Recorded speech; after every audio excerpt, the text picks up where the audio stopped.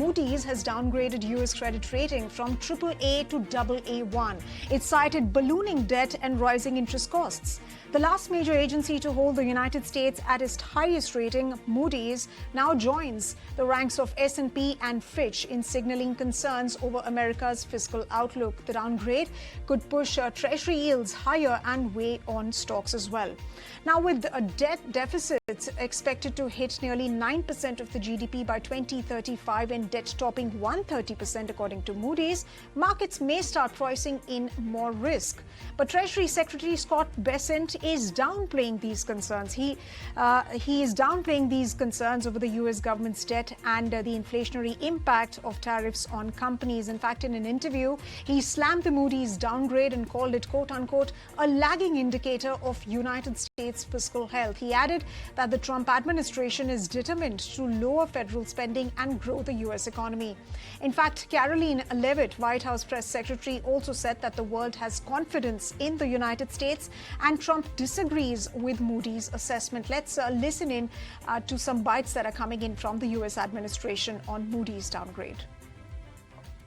Well, look, the president talked about this over the weekend. The Secretary of Treasury also talked about it. When you look at the world has confidence in the United States of America and our economy once again. The president just last week secured trillions of dollars in investments from countries in the Middle East. We have seen trillions of dollars of investments flowing into our economy since the president took office. That is because America or people around the world have confidence in the United States of America. And if you also just look at the raw economic data that we're seeing, last week when we were out of town, inflation dropped once again. Oil prices are dropping, gas prices are dropping. The president has added nearly 500,000 jobs to the American economy already. So there's a lot of optimism in this economy, and the president disagrees with that assessment. All right, so Karoline Leavitt saying that the world has confidence in the United States and Donald Trump's policies. Let's take that point across and many others to discuss the state of the United States economy with Ajay Bagga, who's a market expert, and Swaminathan Iyer, consulting editor, ET Now. Thank you very much, gentlemen, for joining us here this evening on ET Now. To you first, Swami, sir. Now, there was Fitch, S&P, and now Moody's. This is a huge downgrade, and alarm bells are indeed ringing for the United States, especially given the timing of this downgrade that's coming in. So what are the larger implications for the U.S. economy, and does it expose the reality of Trump's promise on MAGA, even the previous administrations, and how they have handled the debt condition in the United States? I would say, what has happened is an event, but not a crisis. This is not the first time worries have been expressed. I mean, I would say at least for 5-6 years, certainly during the Biden era, enormous fears were expressed in Trump one and the Biden era as to, look at this rising US deficit. And it seemed that because for a long time, it seemed that this had no impact on debt indicators and so on, people began to say, let's just go ahead and spend. Let's have more tax cuts. And, the world needs the USA. The US has the deepest market. So, nothing will happen. As they say, nothing happens until it happens. And right now, what's happening is a definite feeling of unease. I think the spokesman is right in saying there is no crisis. There remains a very, very deep interest in the US gilt market. There is no question that the US gilt market is unrivaled in depth, volume, ability of people to get there. So this is not what you would call a Liz Truss moment. Liz Truss in the UK attempted to have a huge budget deficit to spur growth. There was the bond vigilantes sank the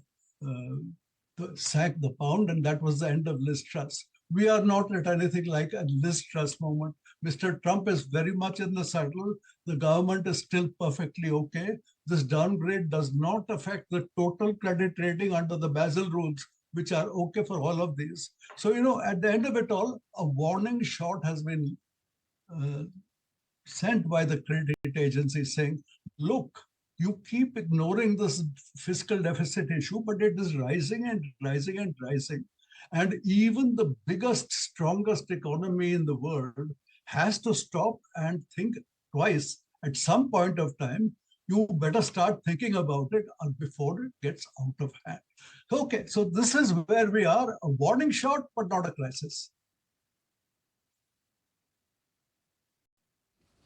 Not really a crisis, a warning shot is what Swami sir stating. And of course, we'll have to see how the government responds to that in terms of devising policies. But Mr. Bagga, how big of a worry is this for investors, and how do you anticipate market action to play out in the near term versus long term?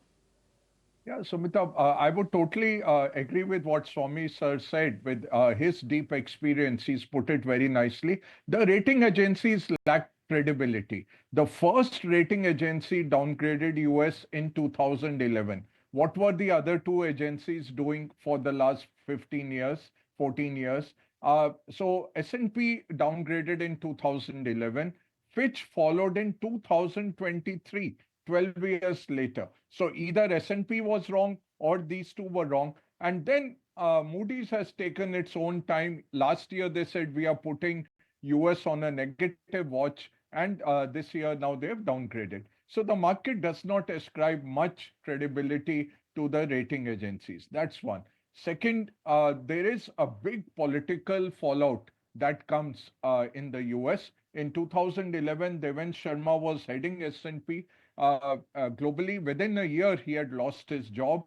S&P lost a lot of government contracts, lot of state government contracts. So it's not only China which gets after rating agencies. The US is also not very tolerant. So already what you showed in terms of the White House and the US Treasury debunking this, I think that playbook is already in play. The third is, what do the investors do? The sovereign countries have been buying.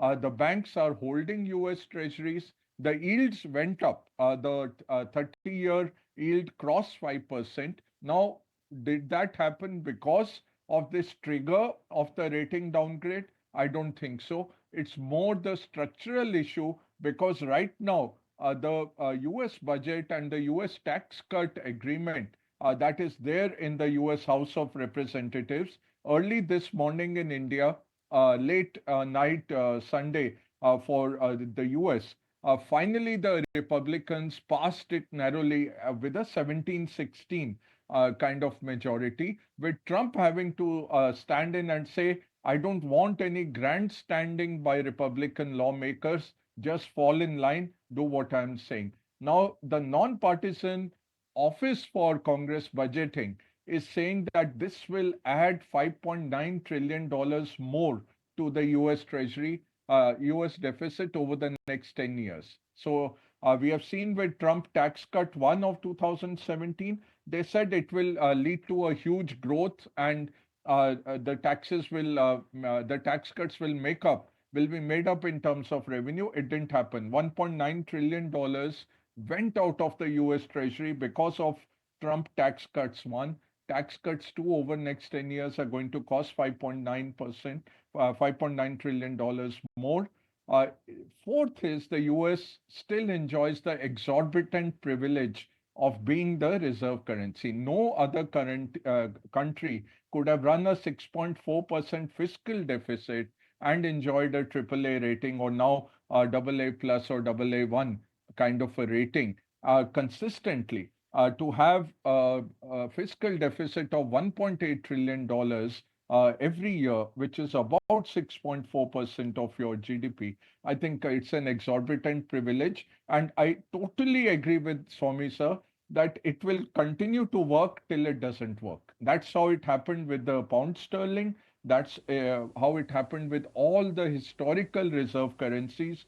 All of a sudden, there is a fall off the cliff, and that is not because of some one event, but it is structural. So the structure is being weakened, and we will see this happen, maybe not for the next decade, very difficult to forecast this, but the move to gold, the move to cryptos, you are seeing people trying to reduce it. China became the third biggest holder. It used to be the Right. largest holder of US treasuries, then it became second. And now, Right. as of April, it's become the third biggest holder. Right. They are selling about $20 billion out of their cachet of $750 billion of US treasuries. Slowly, the world is trying to find other ways to invest. Right, sir. And still, Just one more point, Right, $33 trillion of global capital in the bond market and right. the equity markets is sitting in the US market. So exorbitant privilege being misused. Exorbitant privilege that's being misused, and of course, that could probably be due to Donald Trump's policies, given the fact that the Treasury Secretary has stated that the tariffs are going to generate revenues. There will be cuts through Doge. I'm not so sure how that's playing out, Swami sir. So clearly, with this rating, even though there may be questions on the methodology that's been adopted by the ratings agency, but clearly they have been warning signals that have been sent out by several economists on a softness in the US economy. How do you think the US government is going to balance this trade deficit? Do you anticipate more hikes? What's your view on that? Look, right now, I would say Mr. Trump makes a series of statements that have no logical connection and defy economic sense.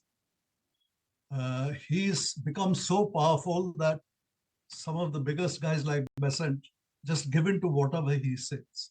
But right now, I would be worried that 4 years of Donald Trump, I mean, he's only been there a few months, but 4 years of Donald Trump and the path that he's going, is he really going to create through tax cuts so much extra revenue? Is he through tariffs going to create so much extra revenue to make up for these huge, huge deficits that he is running? And most people, I think, would say no, just as Moody is saying no. So we would say that Mr. Trump needs to stop this particular path turn. There is plenty of time. You're not going to go bankrupt in 1 year or 2 years. There is time.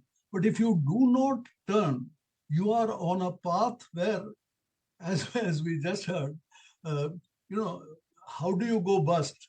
As Hemingway once said, first very, very slowly and then very fast.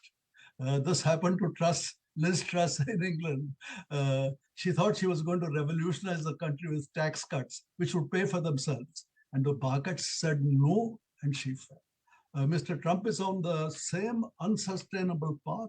I do not believe for a moment that the extra revenues that he is hoping for will actually come in. I do not think that the fiscal deficits are going to come in. Therefore, these warning shots are going to continue. Does the US have as much as 10 years before the market suddenly hit it? I would say, they can hit much earlier.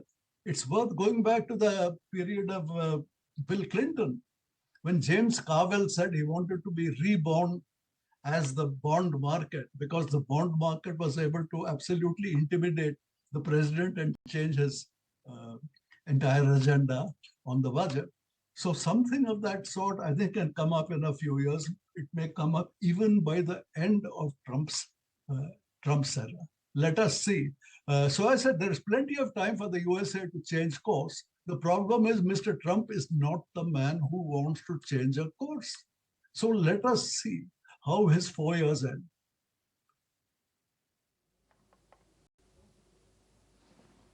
Right, so it remains to be seen what kind of policies is he going to adopt to curb that rising debt, and of course, the deficit that comes along with it. To you, Mr. Bagga, now the point about U.S. Treasury bonds, you mentioned about that, and historically they've been considered the safest, but that's not ringing true now, at least from market indicators and what they really suggest. So, what do you anticipate and expect from Japan, UK, and China, which are the top holders of treasuries? How much will they be selling? It is mutually assured destruction if you sell too much. So, as I said, China has been calibratedly selling about $20 billion every month. They're reducing their exposure. And especially after Ukraine, Russia, when $300 billion of Russian FX reserves were seized in Europe and US, that message is very clear to the authoritarian regimes. But they have no other go. You try to buy too much Swiss franc, the Swiss central bank has to step in to ensure that their currency doesn't appreciate too much. It's already the Swiss franc is yielding negative returns. The Swiss government bonds are negative on a 2-year plus basis. Japanese yen again There is a limit to how much you can, you can invest in. Euro, are you buying the Greek euro? Are you buying the Spanish euro? Or are you buying the German euro? So there is no Deutsche Mark, there is no French franc. UK again too small now to be the reserve currency. So that is the vacuum. Still 80% of the global trade is dollar denominated. So that exorbitant privilege will stay till something comes by. Maybe a digital currency. That's why the US will not allow a digital dollar to take root, because someone else can replicate a Euroclear digital euro or something and bypass the US system. But it's happening. It started, it's happening. It will be slow, and then all of a sudden it will come by. What will happen immediately? It won't be, hopefully, it won't be a meltdown like we saw on 2nd April, where about $60 billion of bonds were withdrawn. And we saw Trump running and putting a reversal on his policy. So what Swami sir said happened in the Bill Clinton time. Same thing happened. So bond vigilants are out. They are very much out with their weapons, ready to sell. Let's see when they come in. That is the big question. But yields are slowly inching up. Right, and when the selling stops is something that we will be closely monitoring and watching, Mr. Bagga. But Swami sir, Donald Trump has been pushing Fed Chair Jay Powell to cut rates. How do you think this downgrade, even though he's dismissed this downgrade and his entire administration has dismissed the credibility of this downgrade, but how do you expect the Fed to move as far as the United States monetary policy in the coming few months is concerned, and how does that then impact consumers and businesses? There are two separate issues, short-term rates and long-term rates. What's the 30-year bond market that we are talking about, whether we have seen this action and the interest rate has exceeded 5%. That is a long-term market, which the Fed does not control by its interest rates. The Fed controls the short-term rates. What is going to happen in the short term? On the one hand, Mr. Trump wants the rates to come down, whereas the Fed is still worried about inflation. On the other hand, it seems that a recession is likely. Some say maybe a shallow recession. Some people say maybe you even escape a recession, but definitely have a very significant slowdown in the US economy because of these Trump tariffs and other measures. If that happens, then the Fed is likely to cut short-term rates. But the fact that short-term rates are cut is no guarantee that the long-term rates will come down. So it's entirely possible that you get a very sharp rising yield curve where the short-run thing is low, but at the long end remains high interest rates. That can be very bad for mortgage rates, for homeowners, for the amount that they have to pay. So just by leaning on the Fed, you cannot affect those long-term rates. Those long-term rates can only be brought down if the Fed goes for very substantial quantitative easing, which would be the buying of US treasuries. I do not think that is going to happen. So the outlook, short-term rates, I think, will come down. Long-term rates will not come down and could even go up.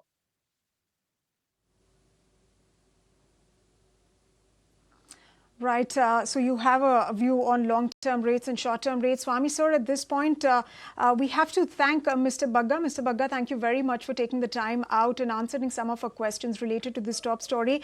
Let me continue with you, Swami sir. Of course, like I said, that there have been recession fears that have been lingering for a while, but the United States is saying that it is striking great deals in favor of the United States, that borrowing costs will be lowered and tariffs will continue to generate revenue. Moody's is not really accepting that. Are we looking at a possibility of perhaps a further downgrade? And most importantly, I want to understand from you, what do you now anticipate the Donald Trump administration to do so far as containing debt is concerned? What exactly will be some of the immediate measures that Donald Trump's administration could undertake? I see not the slightest sign that the US administration is worried on this. See, no, sir. You see an assertion that tax cuts are good, tax cuts are good, tariffs are good, tariffs are good. Both of them will bring in lots of revenue, so don't worry about the fiscal deficit. This, I'm afraid, is fiscal madness. It simply doesn't happen that way. I mean, Moody's can say it, the Congressional Budget Office can see it. Lots of us can say it. It's not going to happen. With tariffs going up, the total volume, I mean, you will get some rise in import duties, but that will get offset by the slowing of the economy.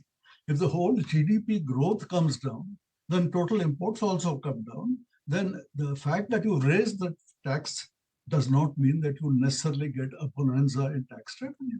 Similarly, the mere fact that some of your short-term rates are being cut and some rates of corporate tax are being cut, will this generate enough? This is the kind of old supply side notion that if only I keep cutting tax rates, I will get more and more revenue. And that has been proved wrong again and again and again. It has been proved wrong in the USA.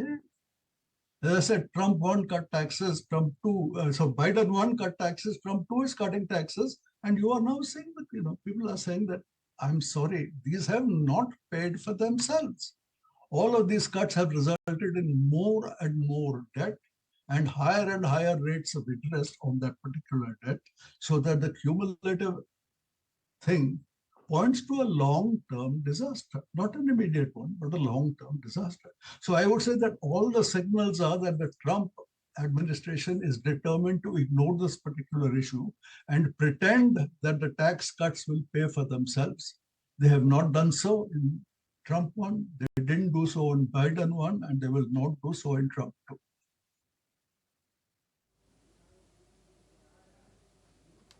Right, sir. Now, how are you looking at, since you mentioned about tariffs and, this entire U.S. administration has been rather gung-ho about, how tariffs is going to get a lot of revenues for the U.S. economy, for the United States. How do you see that playing out now?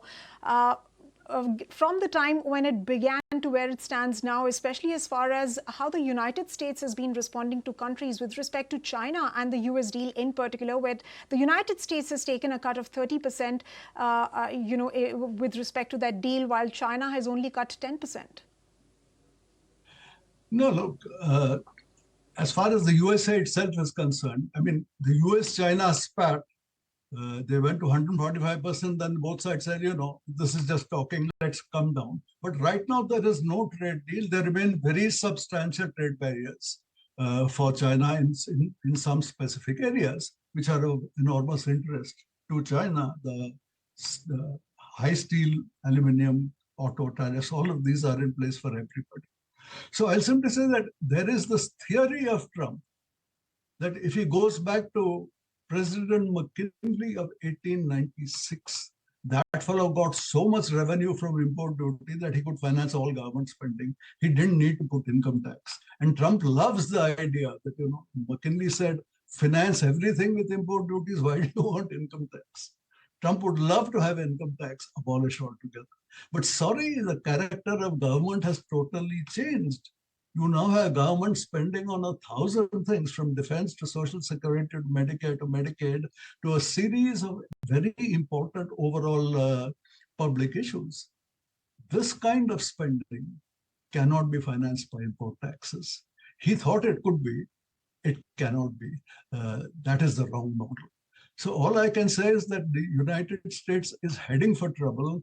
But it is possible that the trouble will be inherited by Trump's successor, and that Trump himself will go on unscathed because of this exorbitant privilege that the US enjoys in terms of having the deepest guilt market. So I think Mr. Trump will say that, why should I make things easier for some subsequent president?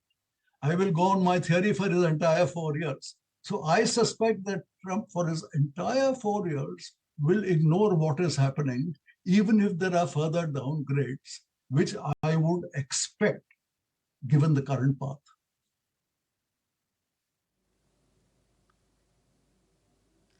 Right, sir. Now, since you mentioned about, tariffs and, some deals are yet to happen. Actually, a majority of those deals are yet to happen. Trump has stated that he's speaking to at least 140 countries, while the deal with US and China, although an interim trade deal, that has happened. And there is still some time to go before before the United States actually strikes those finalizing deals, and there is a lot of time before that happens. I want to understand, how do you think nations will retaliate or will respond to now the trade talks that will happen between US and of course those countries, and how do you see trade talks moving between United States and India? Look, Trump would like to rush through everything. So he has this 90-day pause. He would like to do as many deals as possible within these 19 days. That urgency on the US side can be exploited by others. Say, if you want a really quick deal, you have to do this. The question is, like China, do you have the guts to stand up and say that if the deal is not done within 90 days, we challenge you to have these ultra-high tariffs, which you tried on China and it didn't work. It became obvious. So I would say that India also needs to show some spine. There should not be just a complete succumbing to all US demands. Why? What is so special? I mean, if your trade with the USA goes down in somewhat, let it be. And you will find that at the end of it all, they need India too. And like China stood up and said, look, stop being such a bully. Let's talk person to person. I think we should take that same attitude. We should not be rushing into a deal where we gain nothing. Having said that, the fact is that the bilateral trade talks had begun even before Trump came in.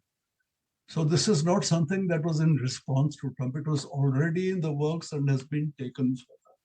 So is there a chance that it will conclude on reasonable terms? Given the fact that they worked on it for quite some time, I think it is possible that we will reach an agreement in the foreseeable future. But in the past, I have seen Mr. Piyush Goyal dug his heels in and delayed the trade agreement with the UK for quite some time, fighting clause by clause. Will he get the political direction to do a similar fight here? I do not know. I think Mr. Moody is very keen on appearing to be friendly rather than entering into a prolonged negotiation. But I think, India should not be in a hurry. It should not be rushed into something where it just gives a lot away. For instance, on the Google tax, as it's called, I do not see why India just unilaterally gives it up. In return for what? In return for nothing. So, don't be in a rush to just give things up. It is not as though we have to surrender. You can fight your fight. The Indian economy matters. The Indian economy cannot just be brushed aside. So act your age, act your strength, and all will be well.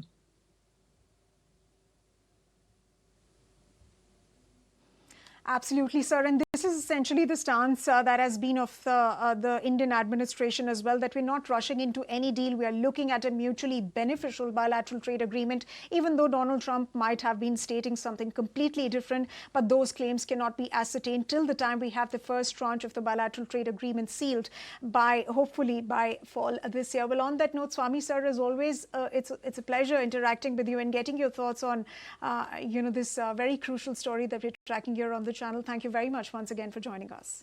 Thank you.